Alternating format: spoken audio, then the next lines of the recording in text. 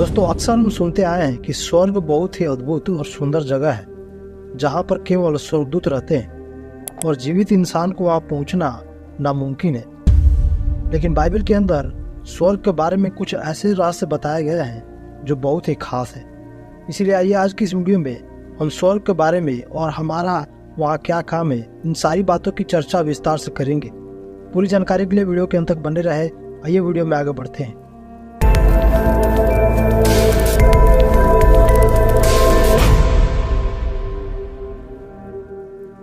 दोस्तों, स्वर्ग के बारे में ज्यादातर लोगों के मन में यही ख्याल आता होगा कि स्वर्ग एक ही है, लेकिन पौलुस ने अपने दर्शन में तीसरे स्वर्ग की चर्चा की है, जिसे वह स्वर्ग लोक के नाम से भी संबोधित करता है। इसका मतलब है कि बाकी के दो और भी स्वर्ग हैं जिसे हमें जानना चाहिए।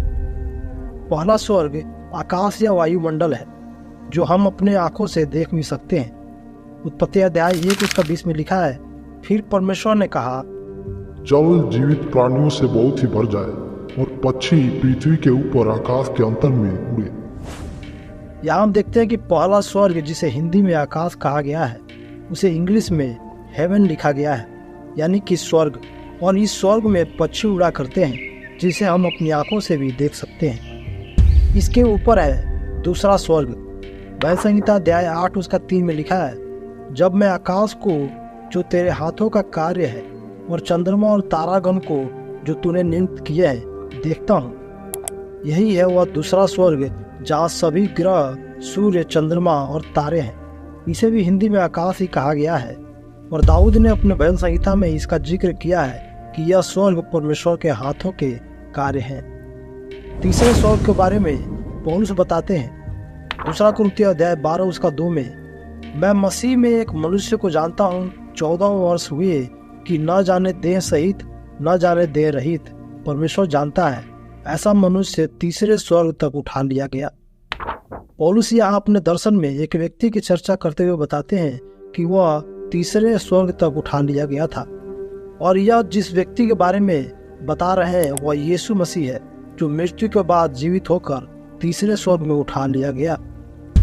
पौलुस इस तीसरे स्वर्ग को स्वर्ग लोक भी कहते हैं।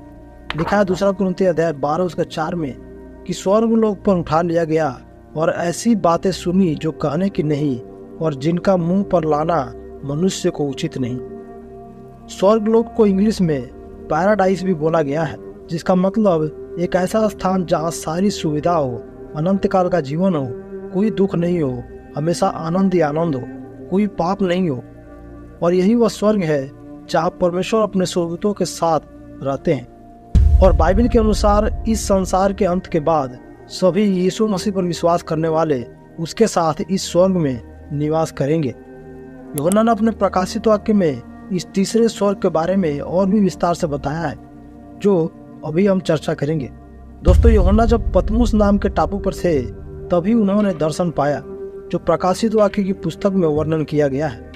यूहन्ना ने अपने दर्शन में स्वर्ग के कुछ ऐसे रहस्यमयी प्राणियों का भी जिक्र किया है जो बहुत ही अद्भुत है। यूहन्ना जब दर्शन देख रहे थे तभी उन्हें स्वर्ग में एक द्वार खुला हुआ नजर आया और वहां से कुछ तुरही के शब्द का सा आवाज सुनाई दिया, जो उनसे बातें कर रहा था। यहाँ ऊपर आ जा और मैं वे बातें तुझे दिखाऊंगा जिनका इन बातों के बाद पूरा होना अवश्य है। यूहन्ना यह आवाज सुनते ही आत्मा में आ गए और उन्होंने देखा कि स्वर्ग में एक सिंहासन रखा हुआ है जिस पर कोई बैठा है।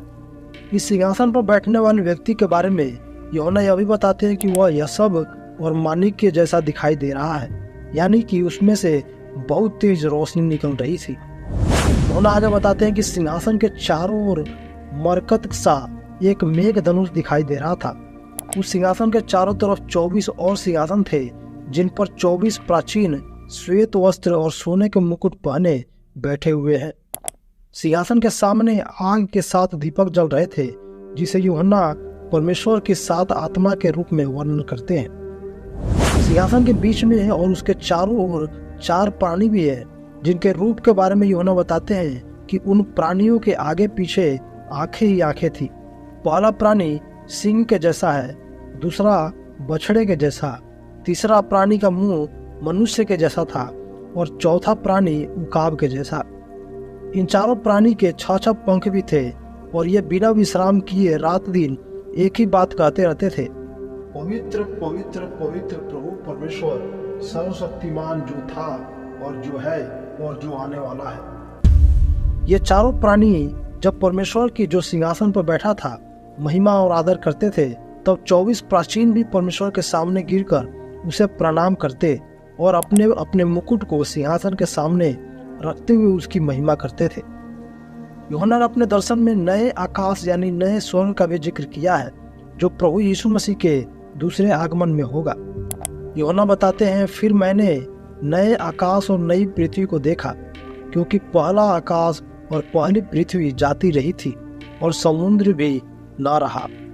यहाँ भी हमें आकाश का इंग्लिश शब्द हेवन देखने को मिलता है, यानी कि यह नया आकाश नया स्वर्ग होगा। यही नया यरूशलेम भी स्वर्ग से उतरेगा, जहाँ परमेश्वर अपने विश्वास करने वालों के साथ निवास करेगा। इस नए स्वर्ग यानी पवित्र नगर यरूशलेम के बारे में यूहन्ना वर्णन करते हैं कि परमेश्वर की महिमा उसमें थी, जिसकी ज्योति बिलौर के समान यशब की तरह साफ थी। इसकी शहरपनाह बड़ी ऊंची थी और इसमें 12 फाटक बनाए गए थे, जिन पर इस्राएलियों के 12 गोत्रों के नाम लिखे थे। इस नगर में सूर्य और चंद्रमा के रोशनी की भी आवश्यकता नहीं होगी, क्योंकि परमेश्वर के तेज से ही वहाँ उजाला होता रहेगा और इसीलिए वहाँ कभी भी रात नहीं होगा। यह सब बातें तो स्वर्ग के बारे में बताई गई है। अब आइए जानते हैं हम मनुष्यों के लिए स्वर्ग में क्या क्या होगा। यूहन्ना अपने दर्शन में बताते हैं कि उन्होंने हर एक जाति, कुल और भाषा में से एक ऐसी बड़ी भीड़ को देखा जिसे कोई भी गिन नहीं सकता था। वे श्वेत वस्त्र पहने और हाथों में खजूर की डालियां लिए हुए सिंहासन के सामने खड़े होकर बड़े शब्द से बोल रहे थे, उद्धार के लिए हमारे परमेश्वर का जो सिंहासन पर बैठा है और मेमने का जय जयकार हो। यहाँ पर हम देखते हैं कि परमेश्वर के लोग वहाँ परमेश्वर और मेमने यानी यीशु मसीह की जय जयकार करते रहेंगे। यूहन्ना में यह भी बताते हैं कि इस संसार के अंत होने के बाद नए यरूशलेम में परमेश्वर अपने लोगों के साथ रहेगा और वहाँ परमेश्वर अपने लोगों के आंखों से आंसू को पोंछ देगा और वहाँ किसी की मृत्यु नहीं होगी, कोई शोक नहीं होगा, वहाँ दर्द या पीड़ा भी नहीं होगा। परमेश्वर के लोग उसकी रोशनी में चले फिरेंगे। वहाँ जीवन का वृक्ष भी मौजूद होगा, जिसमें 12 प्रकार के फल लगेंगे और वह हर महीने फलेगा। यह भी बताते हैं कि परमेश्वर और मेमने का सिंहासन इस नगर में होगा और उसके दास उसकी सेवा करेंगे। वहाँ कभी भी रात नहीं होगा, क्योंकि परमेश्वर के तेज से ही वहाँ उजाला रहेगा और परमेश्वर के लोग युगानुयुग तक राज्य करते रहेंगे। ऐसा करते हुए आज की इस वीडियो से आपको कुछ सीखने को मिला होगा।